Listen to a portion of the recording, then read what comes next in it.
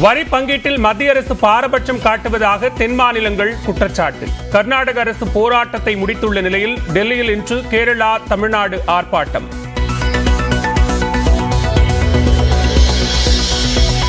தெற்கு வடக்கு என்ற பிரிவினைவாத அரசியல் வேண்டாம் என மாநிலங்களவையில் பிரதமர் நரேந்திர மோடி பேச்சு. தனது குரலை எதிர்க்கட்சிகளால் ஒடுக்க முடியாது எனவும் திட்டவட்டம்.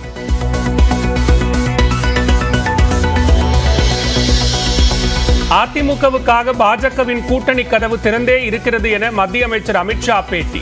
பாஜகவுக்கான கதவை சாத்திவிட்டதாக அதிமுக முன்னாள் அமைச்சர் ஜெயக்குமார் பதில்.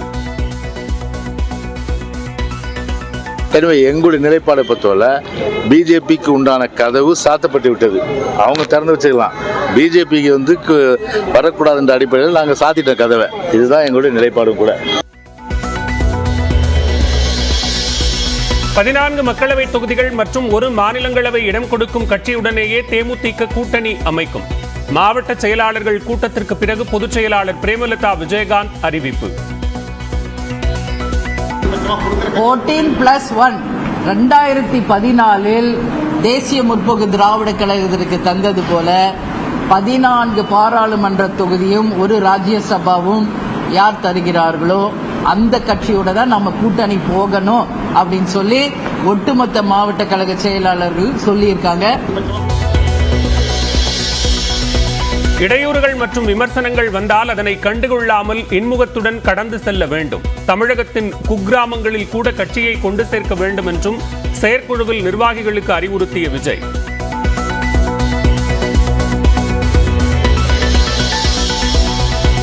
வரலாறு இல்லாத ஒரு கூட்டம் நம் வரலாற்றை திரிக்கும். ஸ்பெயின் பயணத்தை தொடர்ந்து திமுக தொண்டர்களுக்கு முதலமைச்சர் மு.க. ஸ்டாலின் கடிதம்.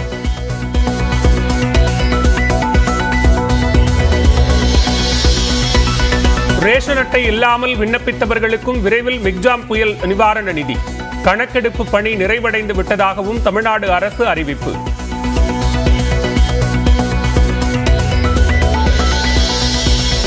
எல்லை தாண்டி மீன்பிடித்ததாக தமிழ்நாடு மீனவர்கள் 19 பேரை கைது செய்த இலங்கை கடற்படை. 2 படகுகளையும் சிறைப்பிடித்த நிலையில் யாழ்ப்பாணம் மீன்வளத்துறையிடம் ஒப்படைக்கப்பட்ட மீனவர்கள்.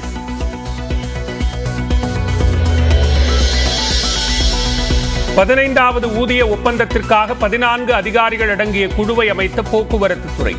நேற்று நடைபெற்ற தொழிலாளர்களுடனான பேச்சுவார்த்தை தோல்வியில் முடிந்த நிலையில் நடவடிக்கை. டெஸ்ட் பந்து வீச்சாளர்கள் தரவரிசை பட்டியலில் முதலிடம் பிடித்தார் இந்தியாவின் பும்ரா. நம்பர் 1 ரேங்கிங் பெறும் முதல் இந்திய வேகப்பந்து வீச்சாளர் என்ற வரலாறு படைத்தார்.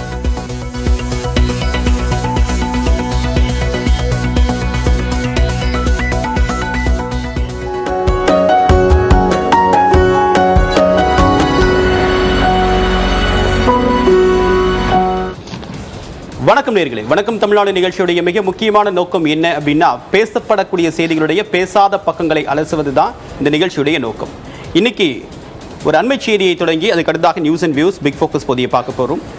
அண்மை செய்தியில் என்ன பார்க்க போகிறோம் அப்படின்னா, சில பின்னடைவுகளுக்கு பிறகு இந்தியா கூட்டணி மீண்டும் அடுத்த கட்ட தேர்தல் பாய்ச்சலுக்கு தயாராகிறாங்க. அதனுடைய அடுத்த டெவலப்மெண்ட் பற்றி ஒரு அண்மை செய்திகள் கிடைச்சிருக்கு, அதை பற்றி பேச போகிறோம்.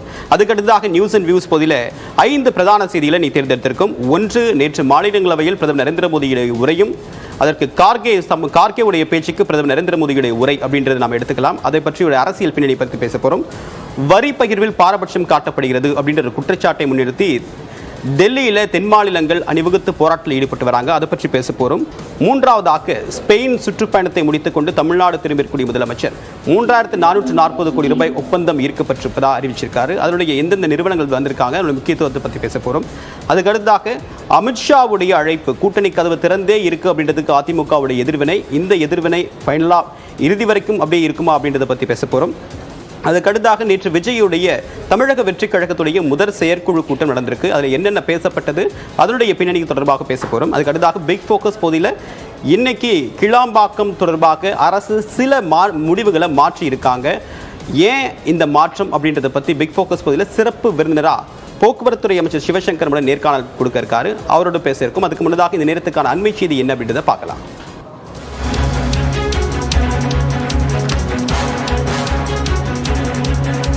இந்தியா கூட்டணி நிதிஷ்குமார் ஒரு வெளியேற்றத்திற்கு பிறகாக இந்தியா கூட்டணி நீடிக்குமா அப்படின்னு ஒரு பரவலான ஒரு அரசியல் பேசுபொருள் எழுந்த நிலையில் ஒரு அதிர்வுக்கு பிறகு மீண்டும் இந்தியா கூட்டணி அடுத்த கட்ட பாய்ச்சலுக்கு தயாராக இருக்கு.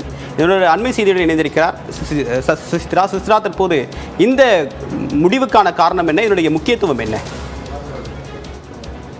இந்தியா கூட்டணி தற்பொழுது மக்களவை தேர்தலுக்கான பணிகளை முழுமையான வீச்சில் தொடங்கியுள்ளது அப்படின்றத நம்ம சொல்லணும். மிக முக்கியமாக கடந்த சில வாரங்களாக நிதிஷ்குமாருடைய வெளியேற்றம் மற்றும் தொகுதி பங்கீடு உள்ளிட்ட பல்வேறு பிரச்சனைகள் என்பது இந்தியா கூட்டணியுடைய தரப்பிலிருந்து எழுப்பப்பட்டிருந்த நிலையில் மிக முக்கியமாக தற்பொழுது அடுத்த கட்ட பொது கூட்டத்திற்கான ஒரு முடிவை தற்பொழுது இந்தியா கூட்டணியானது எடுத்திருக்கிறது. அது மட்டுமல்லாமல் இந்தியா கூட்டணியுடைய தொகுதி பங்கீடு மற்றும் அவர்களுடைய அந்த வெள்ளை அறிக்கை என, அதாவது மத்திய அரசினுடைய வெள்ளை அறிக்கைக்கு எதிராக இந்தியா கூட்டணியுடைய அந்த கருப்பு அறிக்கையை அடுத்த ஓரிரு வாரங்கள், அதாவது 2 வாரங்களுக்குள் வெளியிடுவதற்கான ஒரு முடிவிற்கு தற்பொழுது இந்தியா கூட்டணியுடைய தலைவர்கள் வந்திருப்பதாக கூறப்படுகிறது. வரும் பிப்ரவரி 24 மற்றும் 25 ஆகிய 2 நாட்களில் மிக பெரும் பொதுக்கூட்டம் மற்றும் ஆலோசனை கூட்டங்கள் என்பது இந்தியா கூட்டணியுடைய தரப்பில் நடைபெறவுள்ளது மிக முக்கியமாக பார்க்கப்பட வேண்டும்.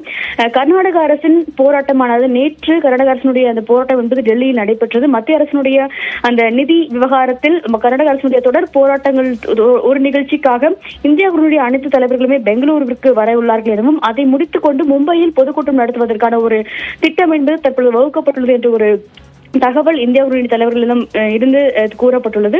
இது மட்டுமல்லாமல் அந்த கூட்டத்திற்கு முன்னதாகவே இந்தியா கூட்டணியுடைய ஒட்டுமொத்த தொகுதி பங்கீடு மற்றும் அவர்களுடைய தேர்தல் பிரச்சாரங்கள் எவ்வாறு இருக்க போகிறது என்பது தொடர்பான ஒரு ஸ்ட்ராட்டஜி என்பது வகுக்கப்படும். அதன் தொடர்பான அறிவிப்புகளும் விரைவில் வெளியாகும் என்ற ஒரு தகவலையும் காங்கிரஸ் தற்பொழுது அதிகாரப்பூர்வமாகவே தெரிவித்திருக்கிறது. இந்த நகர்வுகள் என்பது மிக முக்கியமாக பார்க்கப்படுகிறது. இன்னும் சில வாரங்களில் தேர்தலுக்கான அறிவிப்புகள் என்பது வெளியாக உள்ள நிலையில் அதற்கு முன்னதாகவே இந்தியா கூட்டணி தங்களுடைய தேர்தல் வியூகத்தை முழுமையாக வகுத்து மற்றும் தொகுதி பங்கீடு மாநிலங்களுக்கு இடையான அந்த தொகுதி பங்கீட்டையும் இறுதி செய்வதற்கான ஒரு முயற்சியில் ஈடுபட்டு வருகிறார்கள். அதற்கு பிறகுதான் இந்த ஒரு பொதுக்கூட்டத்தை நடத்த வேண்டும் என்ற ஒரு முடிவும் தற்போது திட்டவட்டமாக இந்தியா கூட்டணியுடைய தலைவர்கள் சார்பாக எடுக்கப்பட்டுள்ளதாக கூறப்படுகிறது. இது மட்டுமல்லாமல் புதியதாக ஒரு சில கட்சிகள் இந்தியா கூட்டணியில் இணைவார்கள் எனவும் எதிர்பார்க்கப்படுகிறது. தேவா, உங்களுடைய விரிவான தகவலுக்கு நன்றி சுசித்ரா.